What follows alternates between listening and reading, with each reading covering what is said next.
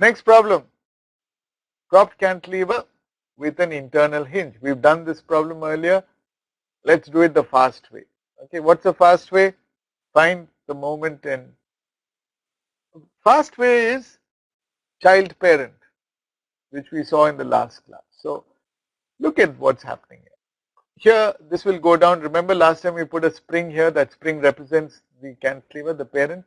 Well, you have 20 in the middle of 4 meters, so it's very easy to calculate your VC and VB. VC will be 10 kilonewton, VB will be 10 kilonewton. If you have 10 here, that 10, the child's 10 will go to the parent 10 as a load. So this is a reaction. This will go as a load. And then that 10 will come here as 10, but this creates a couple. And so you'll have a moment, which is 10 into 440. This you should be able to do very fast. This is a good structural engineer. Very quickly he understood that this hinge, otherwise it will take a long time, but it doesn't matter, you will still get the same answer. Right? Here we started with the child, find out the load transmitted to the parent. We realize that this is a simple cantilever. Everybody knows how to draw the diagram of this cantilever. And you'll find the shear force is constant. Oh, let's look at this. This is like a simply supported beam. So you have this part constant and this part constant, symmetrically anti-symmetric with 10 kilonewton, 10 kilonewton here. But if you cut a section anywhere here, you have the same constant shear force. So the shear force diagram will be drawn like this. The bending moment diagram will come like this. Very interesting. At the hinge location, the bending moment is 0. The bending moment is 0 here. That's because no moment can be transferred across the hinge. That's why it's called a moment release. Now, this is very interesting because in this is a cantilever, and we all know the cantilever will have negative moment. Right now we are drawing it. Moments above the line positive, moments below negative. You can change your sign convention, but right now for beginners is a good sign convention. So this is linear, and here you have sagging like a simply supported beam, so it's going to come this way. And the slope is the same because the slope of this line is the shear force. It's constant. Very interesting. How long does it take to do this problem? Well, if you can do it this way, it will take you 5 minutes. If you do it the normal way, it will take you a little longer. Choice is yours. Of course, you better give some little calculation here, otherwise your teacher might think you copied it. Okay, so very easy to calculate this. And the deflected shape. The deflected shape. We don't know how it's going to look. We know that this is going to be like a simply supported thing about this line, but this will deflect, and there will be a change in angle here because there's no compatibility requirement saying that the slope here must be equal to slope here. So draw some shape. It's good to draw the shape. And look at the shape. This region is hogging, negative bending moment. This region is sagging, positive bending. Next problem. Okay, here you have a distributed load. How do we handle this? Now let's understand the meaning of distributed load. Self-weight is a distributed load. Self-weight, someone raised this question at the end of last class. Distributed load, it's uniformly distributed, the material has some weight. So this is a force expressed as kilonewton per running meter. Okay. How do you work this out? For example, I have a rectangular section. The unit weight of the material is, say, let's say it's concrete, 25 kilonewton per cubic meter. Let's say the cross section is 250 mm wide, 500 deep. So 25 into 0.25 meter into 0.5 meter will give me something in kilonewton per meter, right? So that's how we write this. The total load on the beam will be into L, please note, and that will be kilonewton. So you got these reactions. Total load is normally written as W. Some textbooks use small w instead of Q, but we've used Q here, doesn't matter. Remember, whenever you write in capital letters, usually you refer to a force, kilonewton. When you write small letter, either Q or small w, it's kilonewton per meter. And there's a relationship. It's very important to know the units and the difference between these.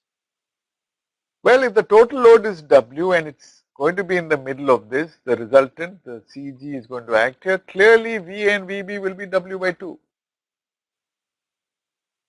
which is QL by 2. But you can work it out by writing your equation of equilibrium. And now let's remove the supports and draw the free body diagram. This is optional.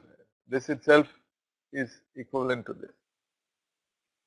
Let's take some distance x. And here, see, this is not an actual load. This is just the integral value of this load. So, in this free body, it doesn't matter where you cut the section x.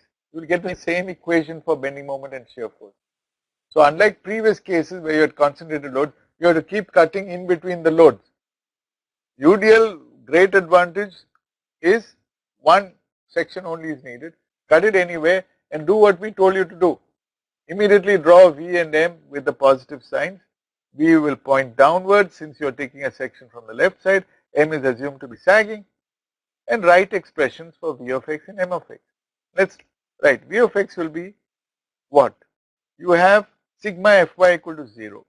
So Q into x plus V of x is equal to QL by 2. Or V of x can be written as QL by 2 minus QX. Very easy to write. And the sagging moment, see this entire load will act in the middle. The CG of this load will act in the middle. The total load will be Q into X. This will act at X by 2. That's a simple way of finding the moment of this distributed load about this point. That will give me the moment there, and you can show it to be this concentrated force, which is your reaction QL by 2 into this distance x minus Q of x into x by 2, and that simplifies to this value.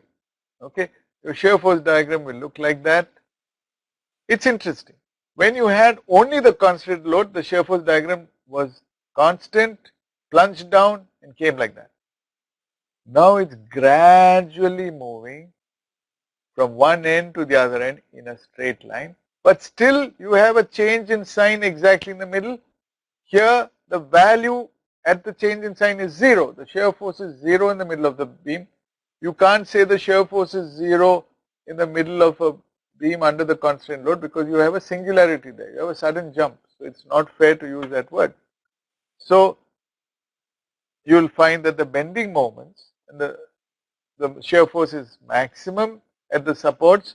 Very interestingly, the shear force is related to the reaction in all cases. It's numerically equal to the reaction with a plus sign. Here it's numerically equal to the reaction with a minus. Whether you have constant load or UDL, this holds true. Then your bending moment diagram, you will find that the shear force has a linear variation. Your bending moment got a square term. That shows it's second order polynomial, parabolic. That's the shape of the bending moment diagram. Very interesting. And it hits a peak where the shear force is changing sign. And if you put x equal to L by 2 here, you can show that it's QL squared by 8. Supposing I had, or you could say WL by 8, okay, WL by 8. Supposing I had a constant load W here, the maximum shear force will still be W by 2, no change, only the distribution is changing. But the bending moment will be WL by 4. Now it is WL by 8. What does it mean? When I spread out the load on the beam, the bending moments are coming down. The maximum moment is now becoming half. Earlier it was WL by 4. Now it's become WL by 8. Why? Because when this load is concentrated, the lever arm generated is much more than when it is distributed. Next, I want you to just see this, just for fun. I'm putting not a beam, this is called a frame. It's a cantilever frame. This you could have, for example, in a basketball court where you have the basket, it's on a frame like this, right? So it looks like this. It's vertical, AB, BC. Some people say AB can be called a column and BC can be called a beam, but they're both frame elements.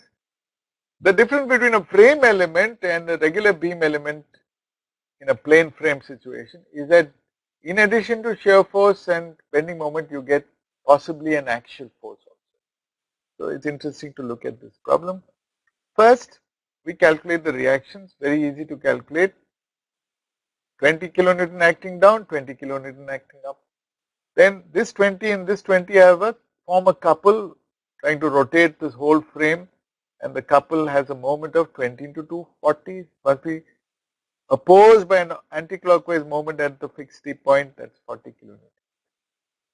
Now we want to get inside the beam and draw, you can draw three diagrams now. You can draw a shear force diagram, you can draw a bending moment diagram, and additionally you have an axial force diagram, right? So let's draw the two free bodies. You have AB and BC. Now you can start anywhere, but a smart, intelligent fellow will start always in the free end. Now if I have 20 acting down, for equilibrium I must have a 20 acting up here and a moment like this, right? Then only it will be the equilibrium. Now I am not drawing V and M and all that. Okay, I am drawing the free body here, BC. Is it clear? 20 balanced by 20, and this 20 and 20 form a clockwise moment of 40, that is opposed by a 40 here. Now I got these, but when I join BC and AB I get nothing because there is no load here. So I can now invoke Newton's third law and say that this is a contact problem, BC contacting AB. This is not equilibrium now. So if 20 is acting here, there must be 20 acting here, because this 20 is given by the contact of AB with BC, 20 and 40. So in reverse it will happen. So if I put 20 up here, I should put 20 down here.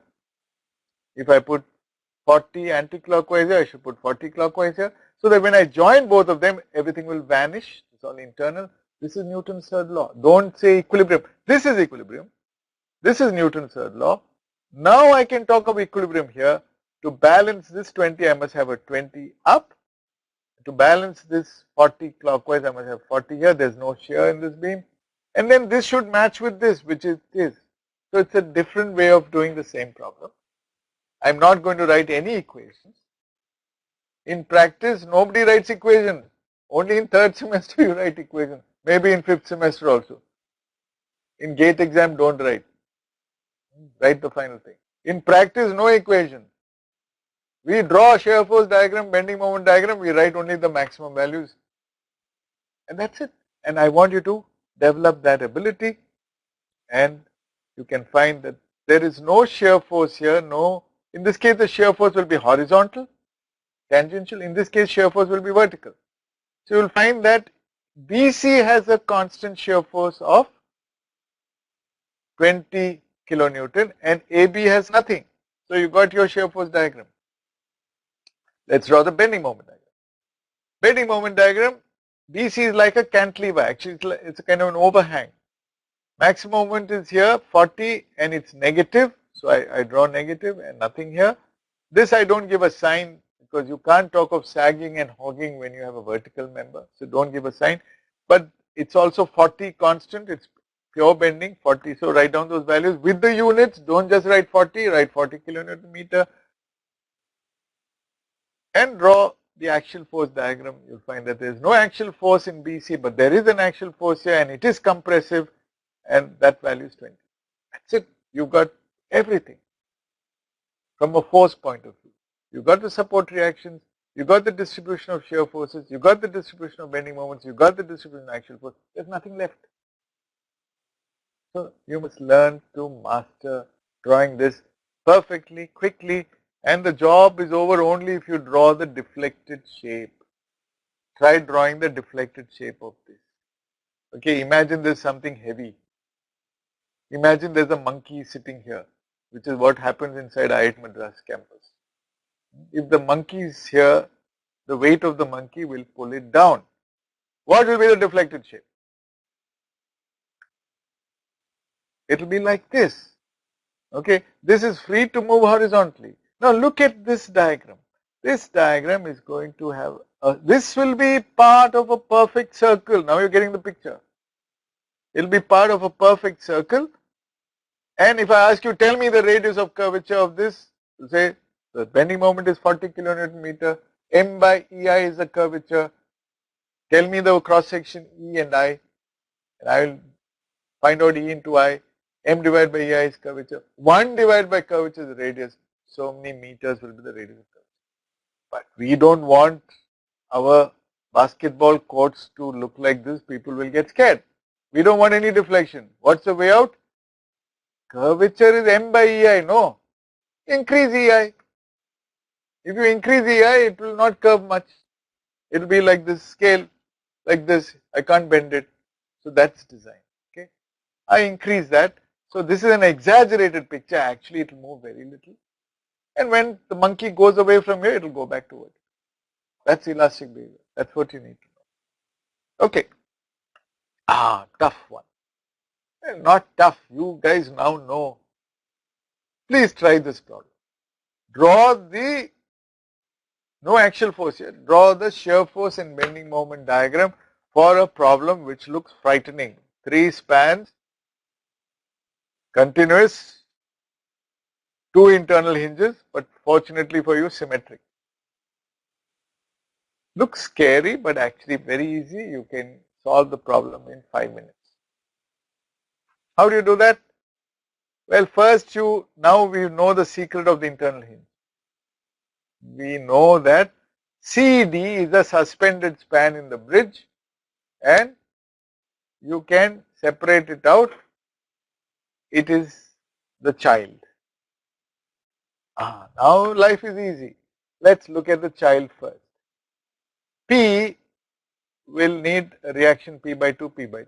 This will become the load, Newton's third law, in this overhang region of this cantilever beam. So this P by 2 will go here.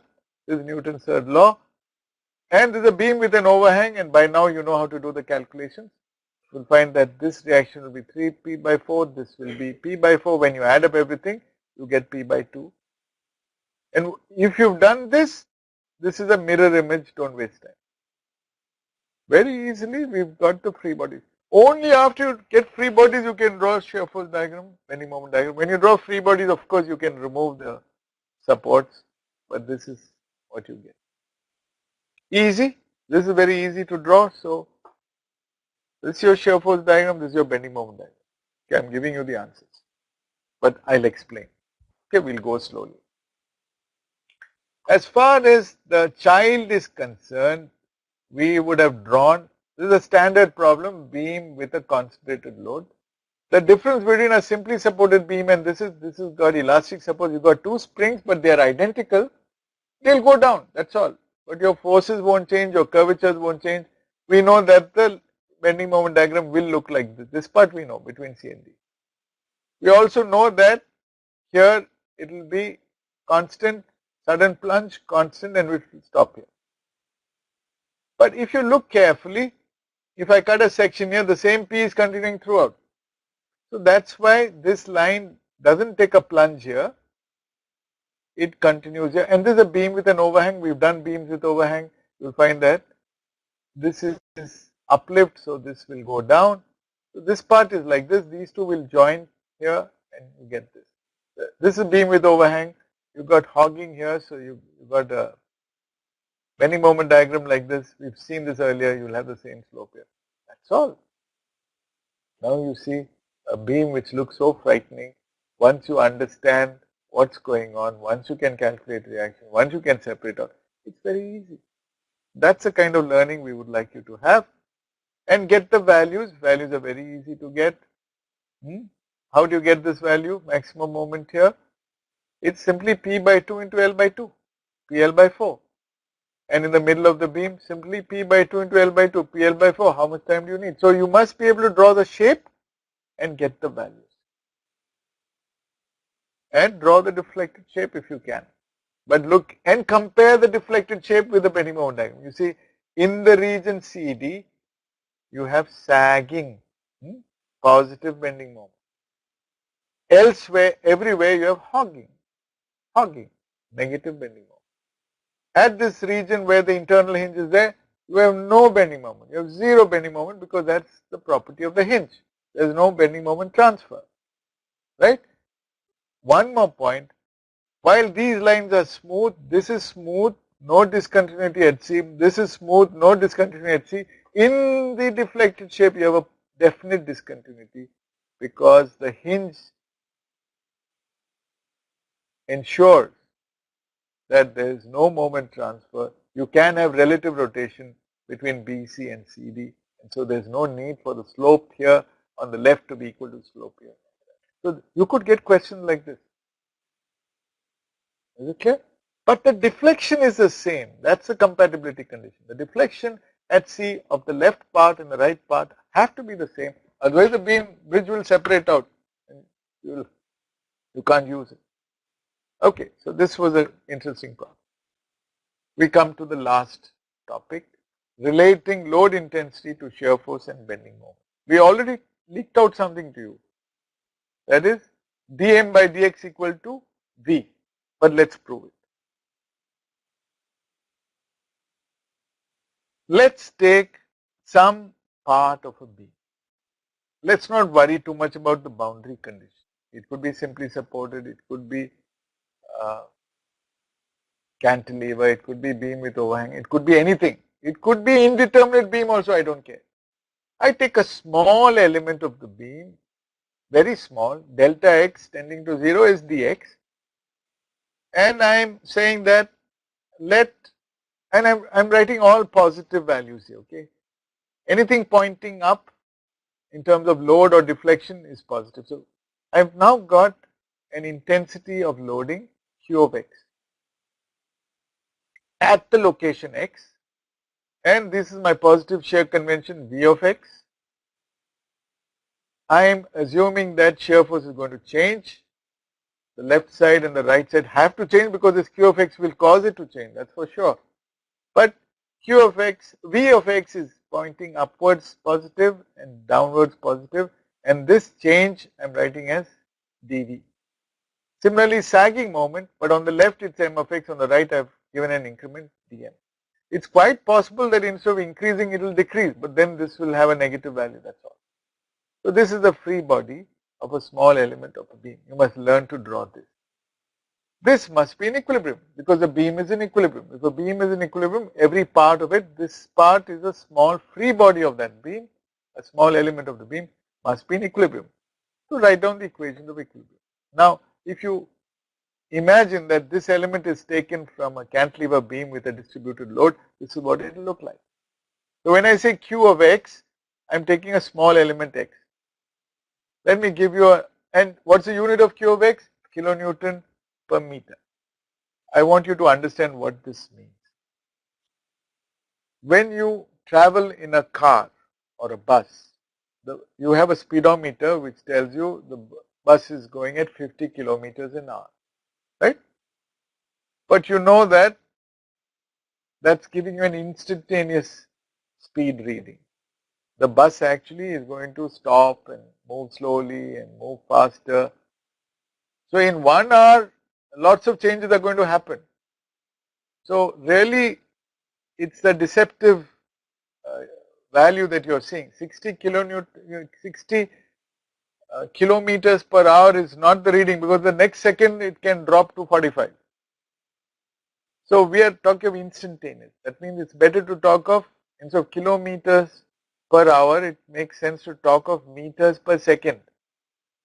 Because it can change in the next second. If it's constant, fine, then in 1 hour, steadily it will cover 50. So it's an instantaneous speed. Similarly, in a spatial context, this is not instantaneous, it's spatially instantaneous. That means at this location, let's say I'm writing the units as kilonewton per meter, but it makes sense to write as Newton per millimeter.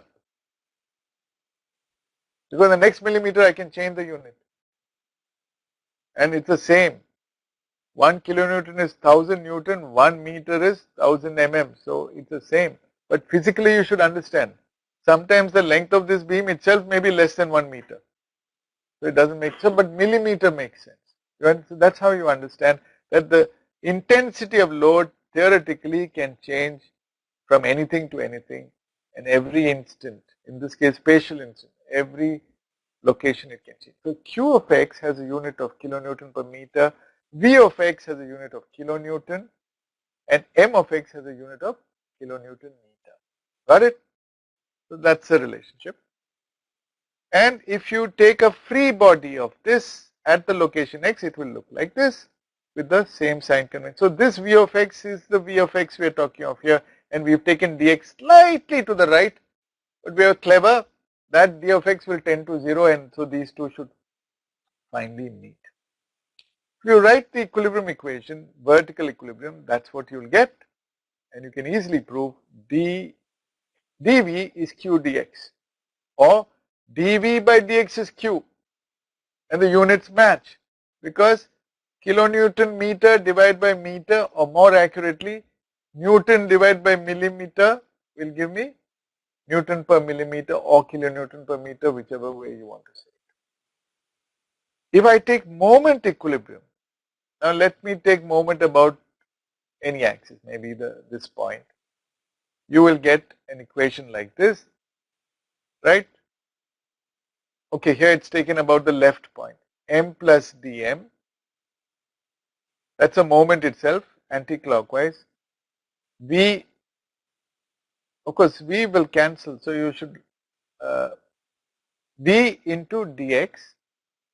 We've left out the small elemental term because it's going to contribute very little. V of x into dx minus m of x acting in the opposite direction minus the contribution of this load qx into dx by 2. Okay, the only thing we've left out is dv, but dv is so small and dv tends to 0 as you go, as dx tends to 0. So we know this.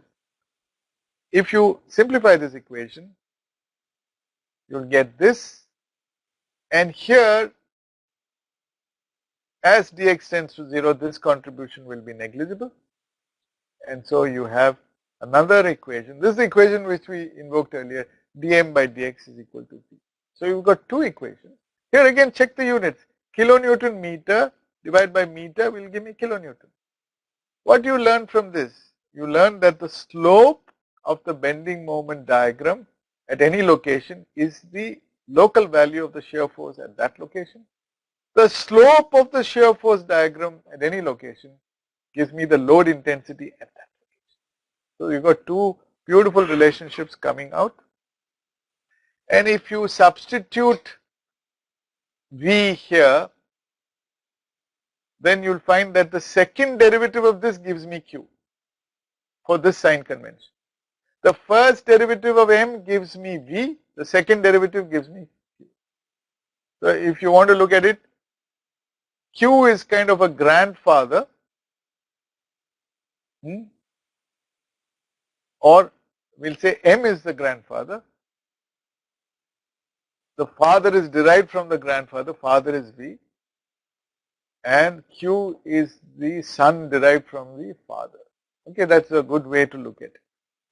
Okay, so at every point along the beam line, the slope of the shear force diagram is equal to the load intensity of V dash is equal to Q. The slope of the bending moment diagram is equal to the shear force M dash